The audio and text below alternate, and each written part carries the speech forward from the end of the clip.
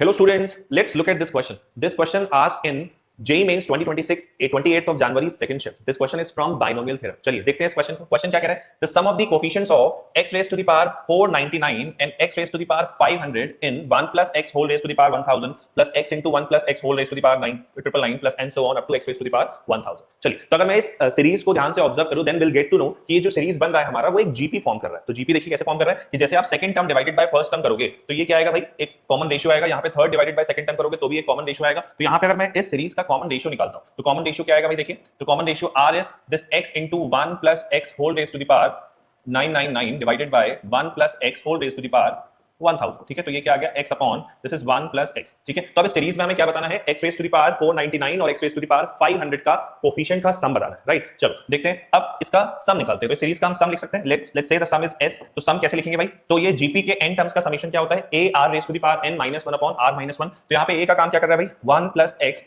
whole raised to the power 1000 और r कितना है, ये x upon 1 plus x whole raised to the power n would be the number of terms. तो यहाँ पे देख रहे हैं ये 1000 से स्टार्ट हो रहा है और यहाँ पे 1 plus x की पावर क्या है, 0. इसका मतलब क्या है, 1001 टर्म्स यहाँ पे लाई कर रहे हैं. तो यहाँ पे पावर क्या आएगी, 1001 माइनस ऑफ 1 डिवाइडेड बाय, ठीक है, r माइनस 1. तो r क्या है भाई, x upon 1 plus x minus of 1. तो यहाँ पे थोड़ा सिंप्लीफाई कर लेते हैं भाई. तो इसको सिंप्लीफाई करेंगे तो देखिए क्या आएगा, ये हो गया हमारा 1 plus x की पावर 1000 और ये क्या है भाई, ये हो जाएगा हमारा x raised to the power 1001 minus 1 plus x raised to the power 1001 divided by, ये क्या है भाई, ये है 1 plus x raised to the power 1001 whole divided by. तो ये क्या हो जाएगा, this is x minus of 1 minus of x divided by 1 plus x. ठीक है, तो यहां से ये कैंसिल कर दिया और एक पावर ये बच गई तो इसको कैंसिल कर दिया. अब देखिए यहाँ पे ये x और x कैंसिल हो जाएगा, माइनस 1 बचेगा. तो यहां से माइनस कॉमन ले लेते हैं और इस माइनस 1 को खत्म कर देते हैं. तो यहाँ पे देखिए क्या हो जाएगा, इसको यहाँ पे लिख देते हैं. तो इसको लिख सकते हैं 1 plus x whole raised to the power 1001 minus of x raised to the power 1001. अब हमें क्या बताना है, चाहे पूरे सीरीज में x की पावर 499 और x की पावर 500 का सम बताइए या फिर इसमें x raised to the power 499 and x raised to the power 500 के कोफिशिएंट्स का सम बताइए. तो भाई ये वाला टर्म तो कोई भी कंट्रीब्यूशन नहीं देगा. अब इसकी बात कर लेते हैं 1 plus x whole raised to the power 1001. तो यहाँ पे कोफिशिएंट क्या होने वाला है भाई, अगर मैं यहाँ पे कोफिशिएंट की बात करूं तो कोफिशिएंट ऑफ